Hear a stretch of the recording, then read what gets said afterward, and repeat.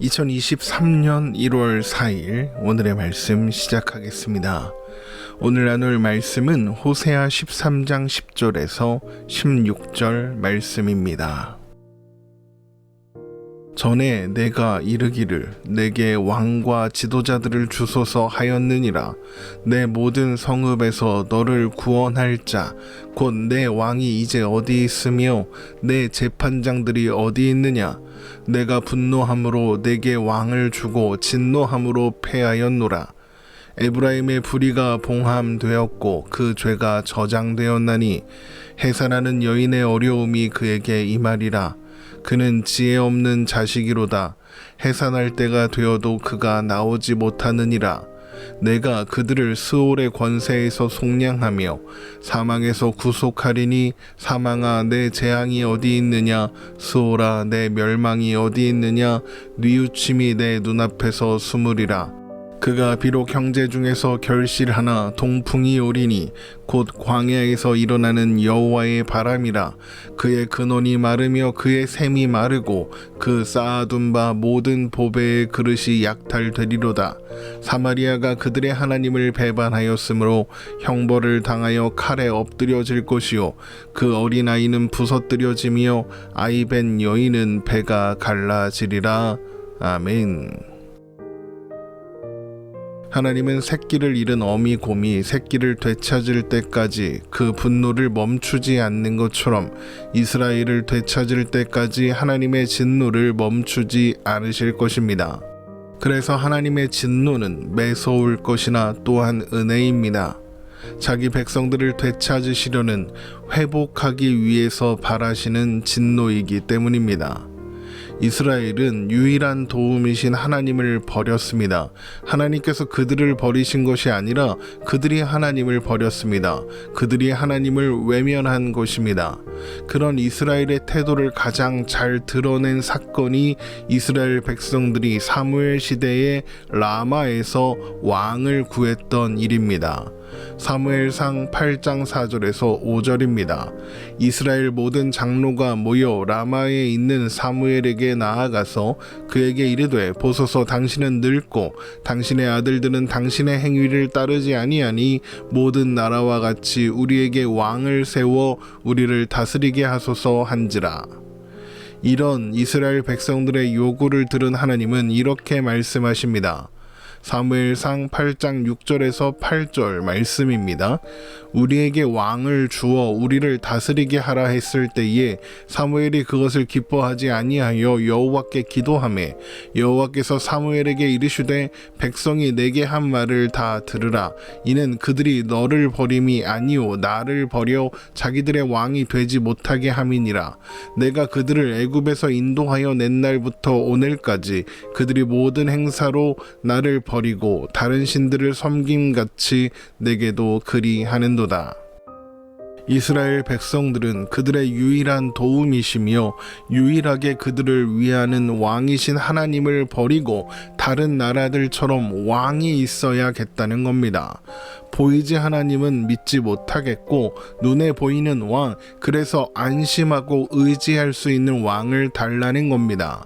그런데 그들이 그렇게 구한 왕이 그들을 지켜 주었을까요? 아닙니다. 왕은 그들을 지킬 수가 없습니다. 이스라엘의 왕은 하나님의 대리자로서 하나님의 통치를 실행하는 존재에 불과하니까요. 왕이 이스라엘을 지키는 것이 아니라 하나님이 이스라엘을 지키시는 겁니다. 아무리 지혜롭고 위대한 왕이라도 스스로의 힘으로 이스라엘을 지킬 수 없습니다. 그래서 이스라엘이 지금 멸망당하게 되는 것 아닙니까? 그들을 지켜줄 거라고 믿었던 왕이 지도자들이 그들을 지켜줄 수가 없으니까요. 그래서 하나님은 이스라엘을 향하여 이렇게 일갈하시는 것입니다. 호세아 13장 10절입니다. 전에 내가 이르기를 내게 왕과 지도자들을 주소서 하였느니라. 내 모든 성읍에서 너를 구원할 자 곧 내 왕이 이제 어디 있으며 내 재판장들이 어디 있느냐. 너를 구원할 왕이 어디 있으며 재판장들이 어디 있느냐. 이제 아무도 남지 않았다. 왕이 재판장들이 있으면 안전할 거라며 그들이 너희들을 지켜줄 거라며 그런데 그들은 지금 어디에 있느냐 어디에도 없지 않느냐 이렇게 말씀하시는 거죠. 이스라엘의 왕은 하나님의 대리자로서 하나님의 통치를 실현하는 존재입니다. 그래서 하나님이 허락하시지 않으면 왕이라 해도 그는 아무것도 아닙니다. 하나님이 패하시면 왕도 그날로 끝입니다. 호세아 13장 11절입니다. 내가 분노함으로 내게 왕을 주고 진노함으로 패하였노라.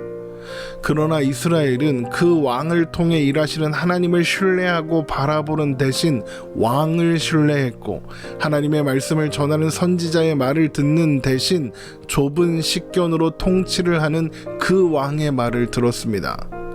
그러나 하나님은 그들을 오래 참으시고 설득하시고 또 설득하셨죠. 그러나 그들은 불의의 상자에 죄를 저장하기만 했습니다. 호세아 13장 12절입니다. 에브라임의 불의가 봉함되었고 그 죄가 저장되었나니. 사실 이스라엘은 그들의 역사 내내 하나님의 진노를 받아 사라져도 마땅한 존재였습니다. 그러나 하나님은 그들을 참으셨습니다. 그러니까 이스라엘은 그들의 역사 내내 하나님의 은혜를 누리고 있었던 것입니다. 그러나 이스라엘은 그들을 설득하시는 하나님의 열심을 외면하고 자기 소견에 옳은 대로 살고자 했습니다. 하나님께서 그들을 참아주시는 것을 오해하여 하나님은 우리가 무슨 짓을 해도 벌하지 않으실 거라 이렇게 생각하며 마음대로 살았던 것입니다. 그래서 이제 하나님은 최후의 수단을 사용하기로 하셨습니다. 호세아 13장 13절입니다. 해산하는 여인의 어려움이 그에게 임하리라.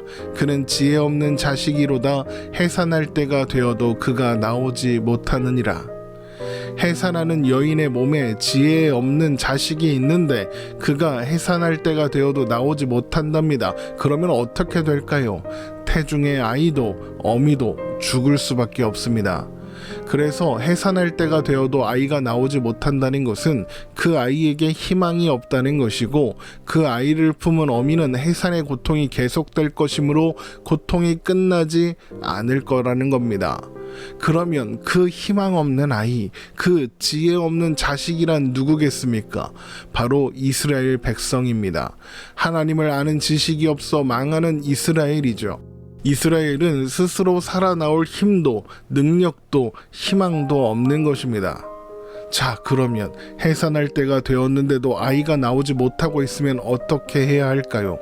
옛날에는 위험을 감수하고 자궁에 손을 넣어 억지로 아이를 꺼냈다고 합니다. 그러다 의학이 발달하면서 현대에 와서는 수술을 통해 아이를 꺼낼 수 있게 되었죠. 그러니까 태중의 아기와 어미에게는 희망이 없지만 외부의 도움이 있으면 어미도 아이도 살 희망이 생기는 겁니다. 희망이 없는 복중의 아기가 이스라엘이라고 했죠. 그러면 희망이 없는 이스라엘을 도울 수 있는 외부의 힘, 외부의 도움은 무엇이겠습니까? 하나님입니다. 호세아 13장 14절입니다. 내가 그들을 스올의 권세에서 속량하며 사망에서 구속하리니 사망아 내 재앙이 어디 있느냐 스올아 내 멸망이 어디 있느냐 뉘우침이 내 눈앞에서 숨으리라. 하나님께서 희망이 없는 이스라엘을 스올, 지옥의 권세에서 속량하시고 사망에서 구속하시겠답니다. 구원하시고자 하시는 하나님의 그 결정 앞에서 사망은 힘을 쓰지 못하며 스올도 누구도 멸망하게 할 수 없을 거랍니다. 그러나 하나님께서 그들을 이렇게 구원하시는 것은 그들이 먼저 하나님께 무엇인가를 내놓았기 때문이 아닙니다. 하나님은 오히려 뉘우침이 내 눈앞에서 숨으리라 라고 말씀하십니다. 이스라엘은 아직 뉘우치지 않았다는 겁니다. 그러니까 이스라엘이 반성하고 돌이켜 회개하기도 전에 이미 하나님은 그들을 구원하실 계획을 가지고 계시는 것입니다. 그렇기 때문에 이제 이스라엘에게 임하는 심판은 저주가 아니라 은혜인 것이죠. 이제 이스라엘은 결실에도 뜨거운 동풍 때문에 모든 것이 메말라 버리는 것을 보게 될 것입니다. 또한 하나님께서 그들에게 주신 모든 보배를 잃어버리는 것 또한 보게 되겠죠. 호세아 13장 15절입니다.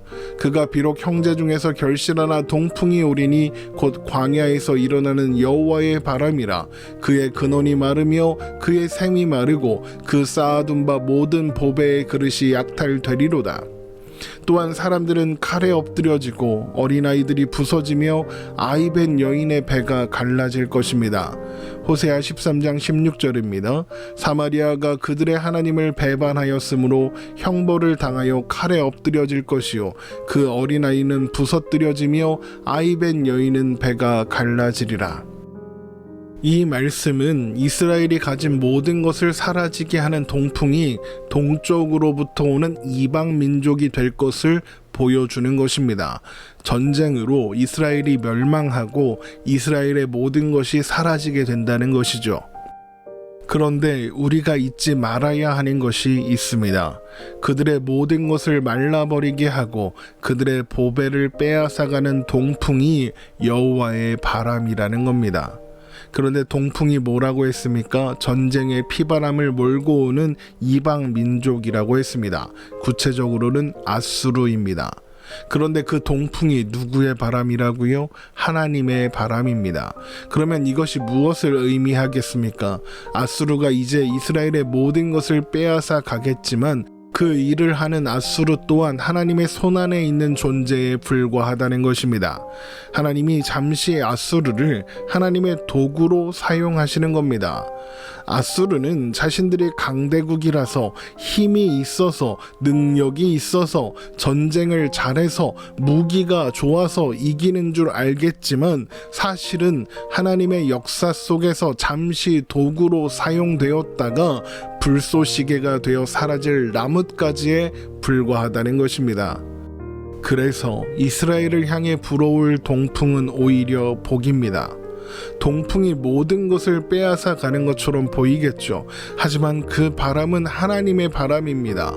그러면 모든 것을 잃어버리는 것이 그들에게 복입니다. 모든 것을 잃어버려야 다시 시작할 수 있으니까요. 하나님의 구원의 계획이 이미 그렇게 시작된 것입니다. 고린도전서 15장 55절에서 56절 말씀입니다. 사망아 너의 승리가 어디 있느냐? 사망아 내가 쏘는 것이 어디 있느냐? 사망이 쏘는 것은 죄요 죄의 권능은 율법이라. 이 말씀은 바울이 복음을 설명하기 위해 오늘 우리 본문에 있는 호세아 13장 14절의 말씀, 내가 그들을 스올의 권세에서 속량하며 사망에서 구속하리니 사망아 내 재앙이 어디 있느냐? 스올아 내 멸망이 어디 있느냐? 네 침이 내 눈앞에서 숨으리라. 이렇게 하신 말씀을 인용하고 있는 대목입니다. 그래서 사망은 반드시 죄를 쏘아 맞춘다. 그러니까 죄인에게는 반드시 사망이 임한다, 이런 의미입니다. 그런데 바울의 설명은 이렇게 이어집니다. 고린도전서 15장 57절입니다. 우리 주 예수 그리스도로 말미암아 우리에게 승리를 주시는 하나님께 감사하노니. 하나님께서 예수 그리스도로 말미암아 승리를 주신다는 겁니다. 예수 그리스도를 통해 이루시는 구원의 승리가 사망의 권세를 이기는 힘이 있다는 겁니다. 여러분, 이것을 새 언약 이렇게 부릅니다. 하나님의 백성들을 구원하시겠다는 새 언약의 핵심은 뉘우침이 내 눈앞에서 숨으리라입니다. 구원의 자격이나 원인과 조건이 구원의 대상에게 있지 않고 약속에 있다는 겁니다. 호세아를 통해 이스라엘에게 주신 이 약속은 요한복음 4장에서 예수님께서 사마리아 마을에 들어가심으로써 이루어졌습니다. 또한 우리도 같은 방식으로 하나님의 언약 안에서 예수님을 만날 수 있었습니다. 하나님은 우리에게 어떠한 자격을, 조건을, 원인을 요구하지 않으셨습니다. 우리에게 구원받을 만한 원인이나 조건을 내놓으라고 하신 적이 없습니다. 하나님께서 약속하셨고 이루셨습니다. 그래서 우리가 할 수 있는 말은 고린도전서 15장 57절 우리 주 예수 그리스도로 말미암아 우리에게 승리를 주시는 하나님께 감사하노니 밖에는 없는 것입니다. 또한 하나님은 결국에 이스라엘을 통해 동일한 고백을 받아내시겠다고 지금 말씀하고 계시는 것이죠. 우리의 고백이, 우리의 삶이 우리 주 예수 그리스도로 말미암아 우리에게 승리를 주시는 하나님께 감사하는 그런 삶이, 그런 오늘이 되기를 주님의 이름으로 축원합니다.